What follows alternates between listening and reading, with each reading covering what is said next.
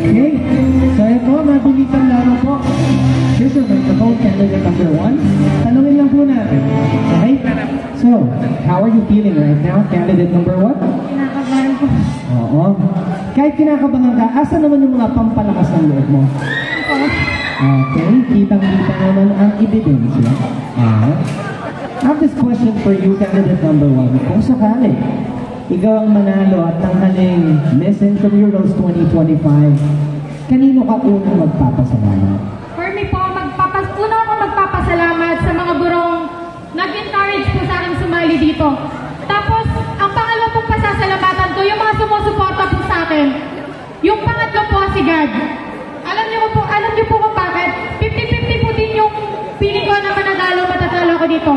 Kasi, for me po, matalo ako dito. At least kinuha ko po yung best ko para po ma-present yung section ko. Yun lamang po at maraming salamat. Okay, thank you so much, candidate number 1. Best of you.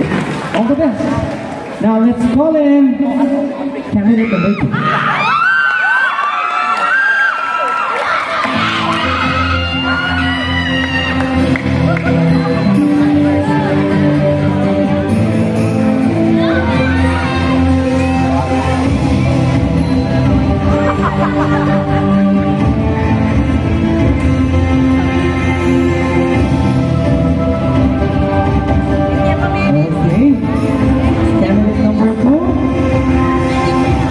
Kamusta ka naman? Ito po, masaya pa rin. Okay. Ano yung nagpapalakas ng loob mo ngayon? Napapalo mga supporters! The energy is here, okay? Straight from the ocean with our Blue Orcas. So, kung sakali man na hindi ka pala rin manalo, balik na rin naman natin, okay? How are you going to accept defeat? Sa akin po, kahit hindi man po manalo, magpapasalamat pa rin ako sa mga sumusuporta sa akin. At least I'll do my best. Thank you. Okay. Gratitude in everything that we do. Anything and everything that we do. Good luck, candidate number 2. How about for our candidate number 3?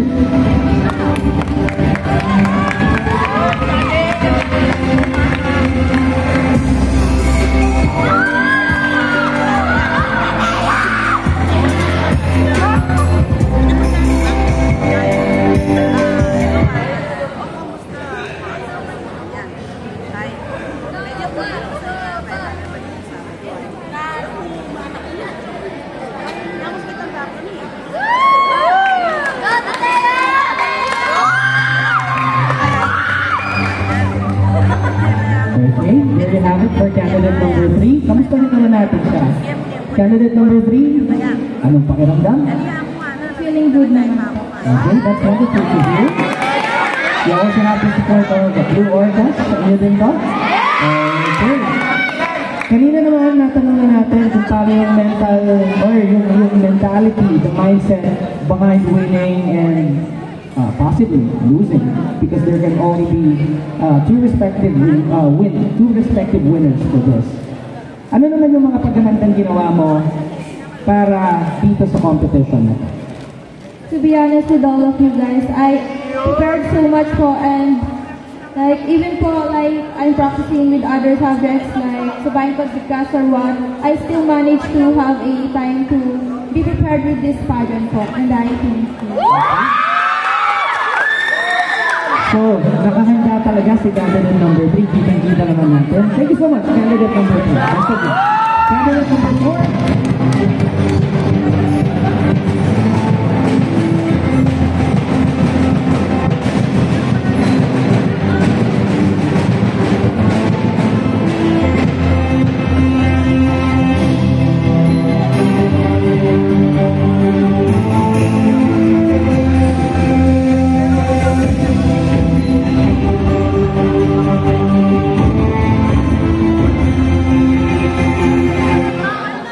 Meron na tayong pa-drums finally. Okay? Pero it's better off na remind po natin ng lahat, we have our official musical scorer. So yun na po yung papakinggan natin. No? Sige. Now, I have to ask our candidate number 4 this question. How are you feeling right now, candidate number 4? Good morning, sir, and good morning, judges. And feel ko po ngayon, kinakabahan po na masaya po kasi first time po. First time. Although first time natin, minsan there's this what you call beginner's luck, no? Bilang baguhan sa ganitong competition, ano yung tingin mong bago na meron ka that you can offer to this competition that can make you the rightful winner for today? Confident po. Like, as mahihayin po sa mga maraming tao, pwede rin po nilang ilabas po yung confidence nila. Like, hindi kapatid niya nga po. Then, Rivera ko dati. nga po yung... Oo, si Rivera, si Tangkad. Ilabas po nila yung ganda nila sa maraming tao, yung kaseksyan po nila. Kung ano man meron sila, huwag po nila ikakayahan. Kasi alam naman po natin sa pagkatao natin na anong meron tayo at alam po natin yung sarili natin. Thank you po. Confident, na sumagot, confident na ipakita kung ano ang kayang gawin. Thank you so much, candidate number 4. Candidate number 5, it's your turn.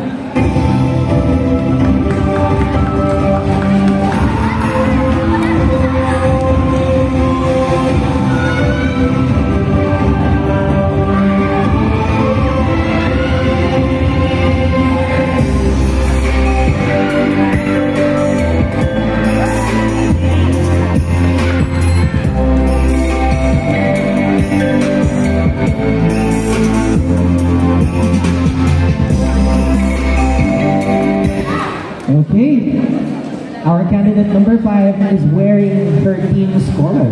Right? It's obvious. You're from Red Fox.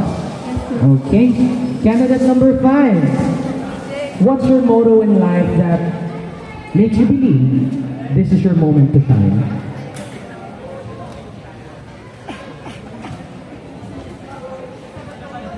I believe that you should live your best, act your best, and think your best each day, for there may be no tomorrow. So ako po, every competition and every event sa sinasalihan ko, I always try and do my best. So I will not regret anything. Yun lang po. Thank you.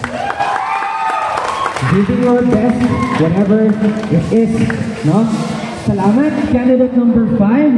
Now here comes candidate number 6.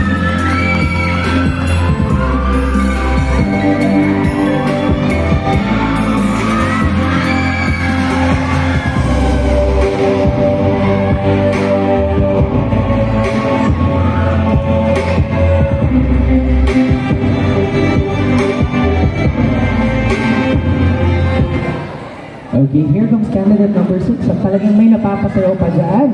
Okay? Alright, may nag-shout out anak ko daw yun.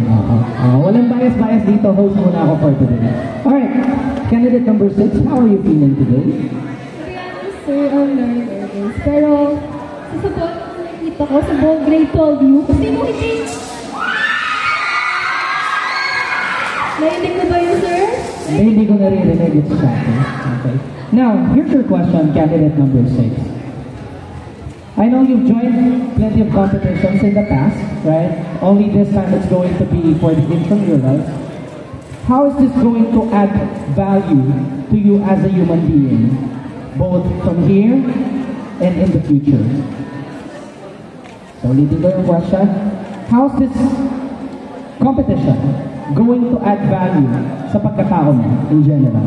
Magiging confidence po ako, sir, na-express yung sarili ko. Sa pagrampa ko lang alam ko na ako lang mag-isa. Mas nakakatulong po yun na maging ako, na ipakita ko sino ako. And sa tulong ng alam ng Panginoon, ng aking guro, at ng aking mga kaklase at grade 12 years na walang sawa nagsusuporta sa akin, mas talo po ako lumalakas, mas talo nabubus po yung confidence ko bilang tao, bilang ako. Okay. Thank you so much. So that's how this competition is going to add value to candidate number 6. Thank you. And finally, we have our last 2 candidates. Number 7.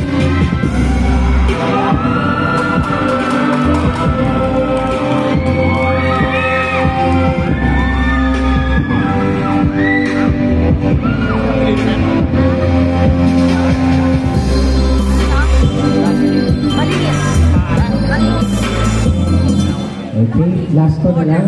Here comes number 7. And then lastly, number 8. Number 7. Okay? You've got fans. No? Kayong dalawa ng partner mo for this competition. Tell us the story. Why you ended up choosing this sport as your representation. Maraming salamat po sa tanong na yan. Napili ko po yung sport na to dahil ang mga gunfire po, sila po yung mga nanguhuli sa mga kriminal sa ating bansa na makakapagbawas sa mga krimen na nangyayari sa taon natin ngayon. Is there anything else you'd like to say sa mga supporters mo naman?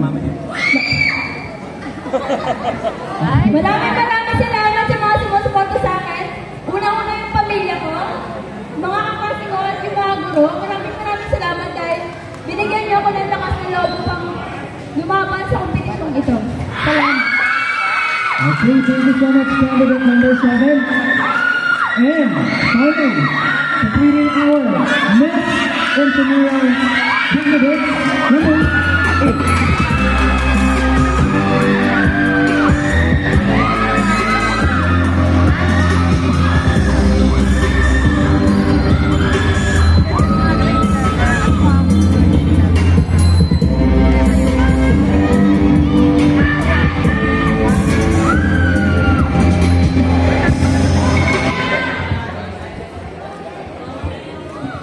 Okay, ito na. To cap off our female candidates, we've got number 8 over here. Mama Mary ang tawag sa kanya. Okay. Kamusta naman yan? How do you feel when your supporters shout out no blasphemy, okay? This is just admiration, I believe so. No? Tinatawag kang Mama Mary. How does that make you feel? Mas nagiging confident po ako at mas nalalabas ko po yung totoong ako dahil po sa kapatid. Okay. Speaking of totoong ikaw, how exactly is your authenticity going to help your fellow students embrace themselves as well? Gamitin niyo po yung pagiging totoo niyo para maraming magtiwala sa inyo at magkaroon kayo ng, ay maging inspirasyon kayo sa kanila na para hindi sila mahiya na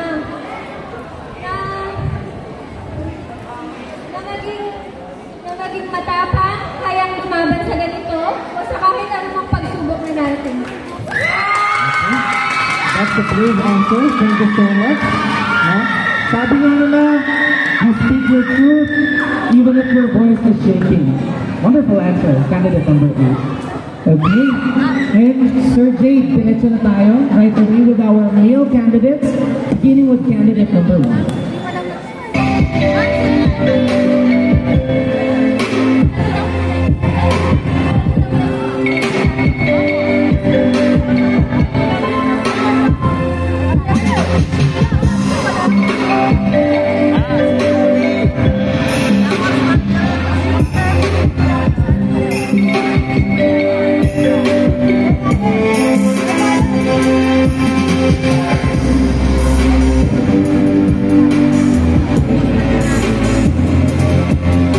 Okay, our cyclist is in the house. Okay, candidate number 1, tell us a story about this sport. Are you really into cycling? Good morning, sir. Hindi po ako nag-bike eh. Ano lang, tingnan ko lang po ating Just Neo for my... para po tasting po natin. Okay, Para po makasali sa Mr. Wintron. so sa madaling salita, ginawa mo siya kahit na hindi ka din talaga nagbabike. Opo. And hindi ka sigurado, okay, kung anong kahinat ng motor. Now, let's make this into something a bit more philosophical. Sa buhay, may mga bagay na kailangan natin gawin kahit hindi tayo sigurado. Tama? Paano mo dinadala yung mga sitwasyon na kung saan hindi ka sigurado kung anong kahihinatnan or kalalabasan? Magtitiwala lang po lagi sa sarili. Pati po kay God, lagi po natin siya kakalimutan sa para gabayan po tayo. Sa sarili po natin. Okay, yun lamang daw. Maraming salamat. Pagtitiwala sa sarili kahit na hindi sigurado, laban lang. Thank you, candidate number 1. Candidate number 2.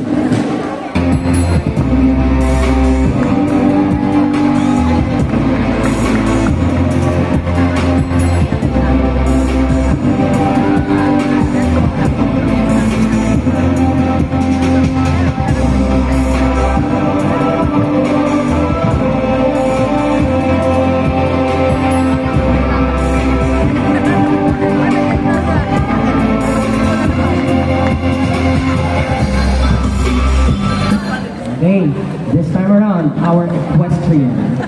Okay? Gaano ka ka-familiar sa sports na to? Candidate number 2.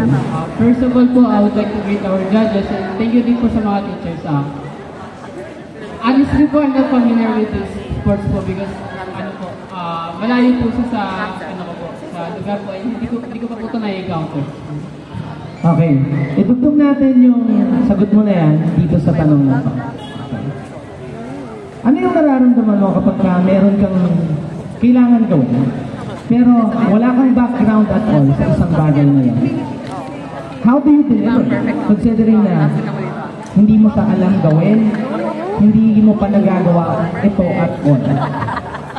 I think I would be pressured po because since I have no experience of sports, and sa tingin ko po mag-pressure po ako kasi dahil nga po sa kaba na hindi ko alam. Sino? Kanina pa sinasabing Hindi ko alam kung paano sisimulan. Pero I think kaya naman po ito masimulan kahit na wala po yung experience sa ganun bagay. Si Bike. Ay, hindi ko masyadong beto nakabike. Thank you so much, candidate number 2. So, nabi-pressure, pero gagawin ang nararapat. Candidate number 3. Yubi no. Yan si Yubi no.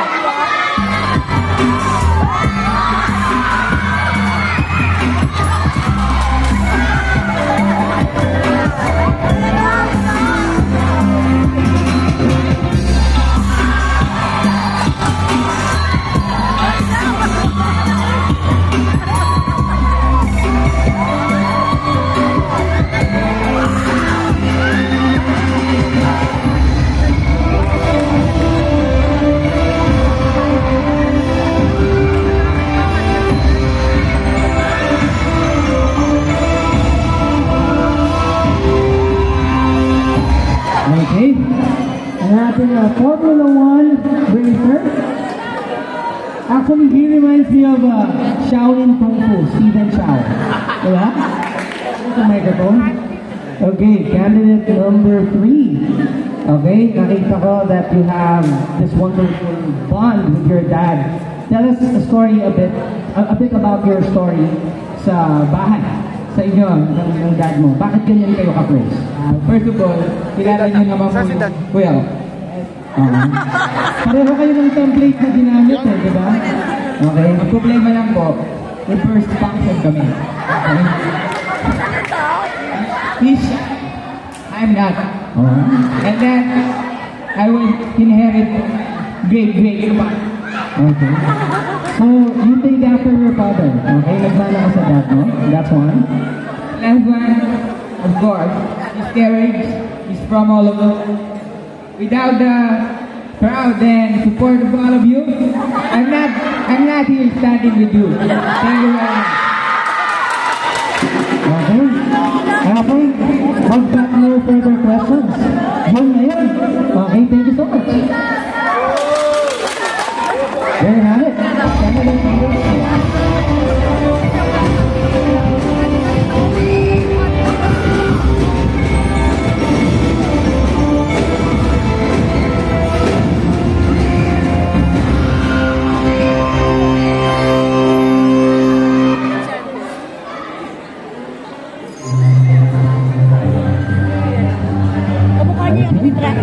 Ito naman ang ating baseball player. Right. Candidate number 4. This is your first time to represent baseball as sports? Yes, sir. Okay. How does that make you feel? Kamusta ang pakiramdam? Kinakabahan po kasi first time ko po ito. Tsaka nahirapan po ako maghanap ng costume. Okay. O sige. Gusto namin makita yung mentality ng isang estudyante na kagaya mo na, ayan, you've been given an assignment na ang baseball as a sport, yun yung i-represent ninyo for the sportswear. Sa mga pagkakataong nahihirapan ka,